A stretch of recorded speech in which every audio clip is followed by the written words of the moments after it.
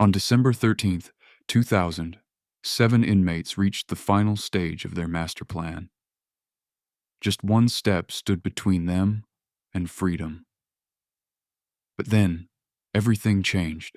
In almost every prison break, the common denominator is fear. But in this operation, fear wasn't calling the shots. It was pure, unadulterated terror.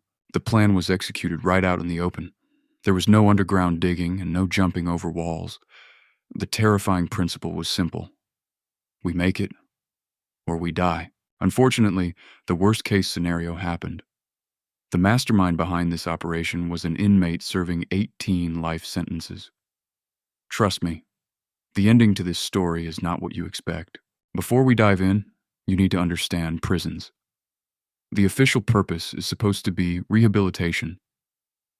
In the hierarchy of human values, freedom is everything. There are different tiers of prisons. The standard correctional facility aims to reform. Places like Denmark and Norway are incredibly efficient at actually rehabilitating people. Then there are supermax prisons.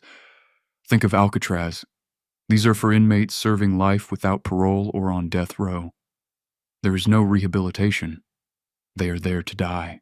There are also secretive black sites for spies and rumored facilities for illegal human experimentation. But today, we are focusing on a brutal, exclusionary prison. In these supermax facilities, diets are strictly stripped of carbs and sugars. The goal is to keep the inmate alive, but physically drained and perpetually lethargic. An exhausted inmate doesn't have the energy to riot. The John B. Connolly unit in Texas followed this exact philosophy. It was a terrifying metal fortress, surrounded by 3 reinforced metal fences with thermal imaging cameras. Heavily armed guards manned the watchtowers. If a riot broke out, guards were authorized to use live ammunition. Inside, it was a living nightmare. Starvation tactics, horrific treatment, and a brutal gang culture where everyone killed everyone. It was hell on earth. You were there to die. Breaking out required a plan of absolute genius. Enter George Rivas. Born in 1970, this young guy entered Connolly serving 18 life sentences for kidnapping and robbery. In just 2 years, George survived 22 assassination attempts. Refusing to join any gang, he was a lone gazelle in a forest of wolves. Then, he met Joseph Garcia. Joseph had spent 8 years plotting an escape. Together, they realized standard methods were useless. The only way out was to somehow manipulate the heavily armed guards. But how do you bribe guards without a dime? After months of observing, they found the ultimate weak point. The most neglected building in the prison, the maintenance shop. It was detached from the main blocks and housed 2 large transport trucks. If they could infiltrate the shop and disguise themselves as workers, they could drive right out. But they needed a team. Joseph started scouting the outcasts, desperate inmates with no gang affiliations and nothing to lose. They assembled a crew of 7 men. December 13th, 11:20 a.m. The first team infiltrated the maintenance shop. To their absolute shock, they were met with a miracle. The door was completely unlocked. The shop was empty. Wired with adrenaline, they found brand new maintenance uniforms still in their packaging and suited up. Soon, the rest of the crew joined them. Then, the real operation began. Whenever a guard walked in, they pretended to work.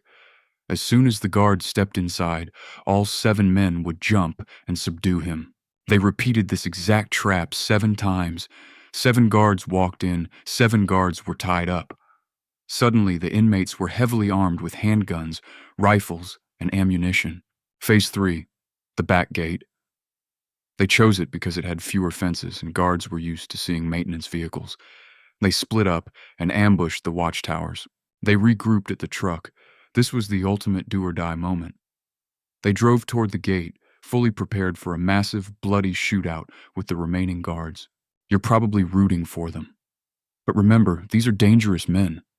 You should hope they fail, but they didn't. In a bizarre twist, the guards simply opened the gate. They drove right through the fences without a single shot fired.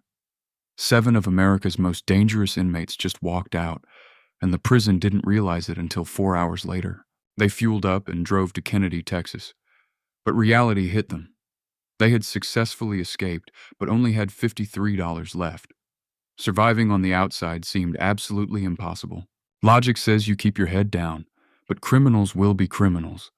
They stole a civilian car, secured a hideout, and immediately went right back to their old ways. For 40 days, they terrorized the surrounding areas, robbing stores for cash and weapons. But during one massive heist, they tragically shot and killed a police officer. This triggered one of the largest manhunts in American history. The police eventually tracked them down. 4 were arrested in a raid, and the remaining 3 were cornered later. The last 2 holdouts demanded a live television broadcast in exchange for their surrender. They tried to play the victims, claiming the corrupt prison system forced them to escape. Crazily enough, it briefly sparked public sympathy. But within a month, everyone forgot about them. All 7 men were captured, tried, and ultimately sentenced to death. And just like that, the Texas 7 met their end. They used to say not even the devil himself could escape the Connolly unit. These guys proved them wrong.